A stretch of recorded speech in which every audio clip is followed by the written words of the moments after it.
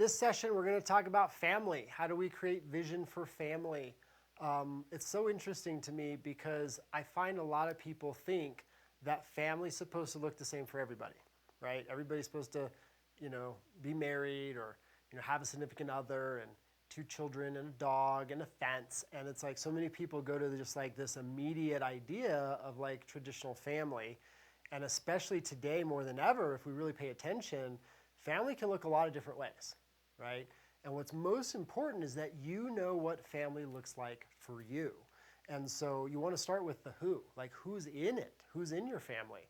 And you might come from a big family that has 20, 30 people in it, and just understand that even if you have a big family like that, the reality is the core individuals that you have the closest relationships with are only going to be a handful.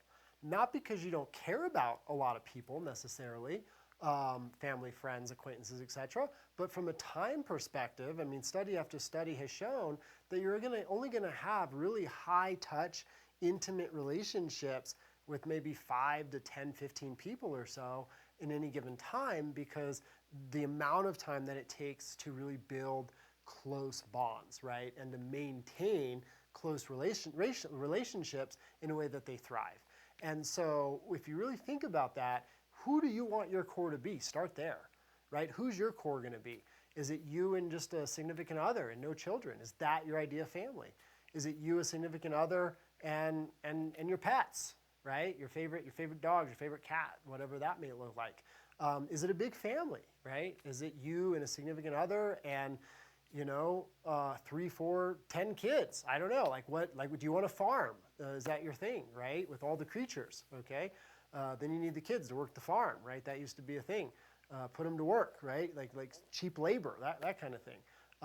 Maybe it's just like you're doing life on your own, and you're a single person, and your idea is career and service, and your idea of family is different. Your idea of family might be close friends, and it might be the people that you're building with in a different way. So family doesn't have to look any way, but you need to know what it looks like for you. So when you think about vision for family and how do you want to cultivate family this year and how do you want family to evolve for you this year, ask yourself, who are they? Who are the people that make sense to be in your family?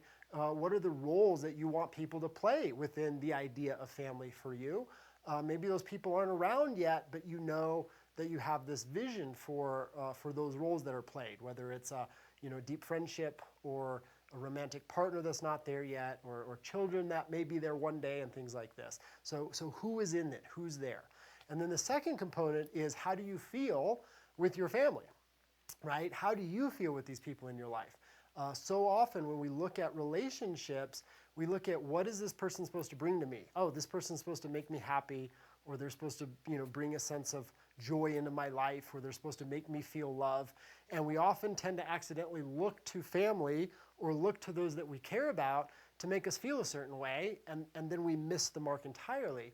And so change the game up and go, how do I want to feel with the people in my life, as though who am I going to bring myself as to them? What am I going to offer them, more so than what am I going to receive from them? The receiving part will happen as a natural byproduct of what you offer, one way or the other. If you show up with the people that you love in your family, and you show up and you love them, and you show them kindness, and you're happy and you're inspired, and you're intimate with them and vulnerable, well, then they're going to reciprocate all those things, and the receiving part happens as a natural byproduct of that. If we get caught in anger and resentment and feeling unworthy and disappointed in everybody in our life or in key people in our life, they tend to reciprocate that too, right? They tend to, show up in a passive-aggressive way. They tend to, let us down again and again, and so on and so forth. And so rather than look at what are the people going to give you, or what are you going to have because of these relationships, ask yourself, who do I want to be with them? How do I want to feel? And give yourself permission to work on yourself in a way that you evolve, so that you're bringing that to the people in your life, regardless of how they're showing up with you. And so how do you want to feel in this family that you've created with the people that are important to you? And then ask yourself, well, what are the things I want to do with them? Do you guys want to have family dinners and gatherings? Do you want to take trips together? Are you doing activities? Are you playing games, right? Like what's that look like for you? Are you connecting each evening in an intimate, focused way for a short period of time where they're just a staple in your life, right? You've got to think about, well, what is it I want to do? Because it's so easy to get into the routine of relationship, the mundane of relationship, and then all of a sudden you're not doing the things that are important to you anymore, and they just kind of fall by the wayside all of a sudden. And so what are the things that you're doing? And really reflect on these three key things, right? Number one, who's in your life? What does that structure look like for you?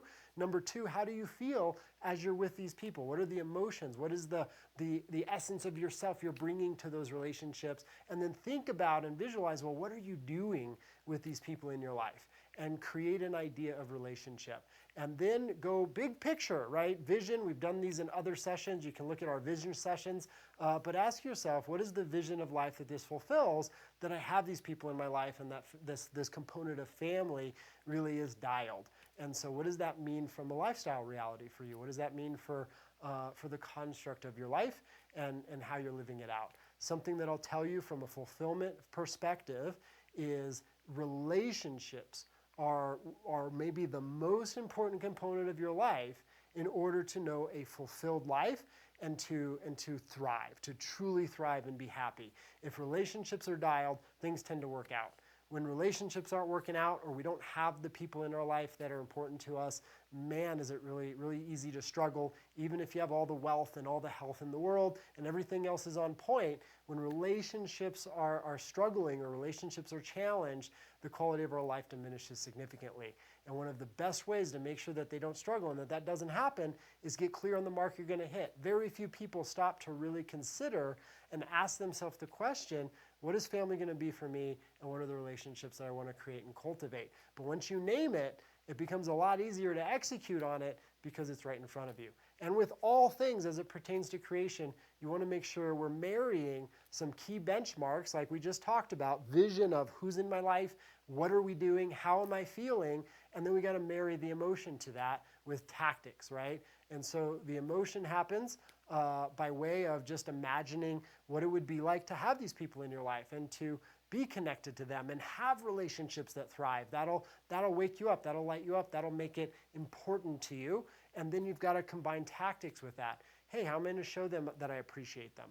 How am I going to show up on a regular basis? Where are we going to make the time to engage in those activities or those things that I want to be up to with them? Not in a way where it's a holiday once a year, but how am I going to show up with the people that I love and care about on a daily basis, on a weekly basis, and have that become a routine that truly supports the relationships in my life to thrive in a really, really incredible way, so that it's a way of being, not just something that happens on occasion. And so play with that, design the relationships that you want to know and have in your life, and then you're certain to have them. And it's a step very few people take. Very few people stop and go, hey, what are the quality relationships that I want in my life? Who do I want in my life? What do I want to do with these people in my life? And very few individuals stop to take the time to really design it and be honest and authentic with what family is going to look like to and for them. And so take a little time with that, and let's make this the year that your relationships are better than ever.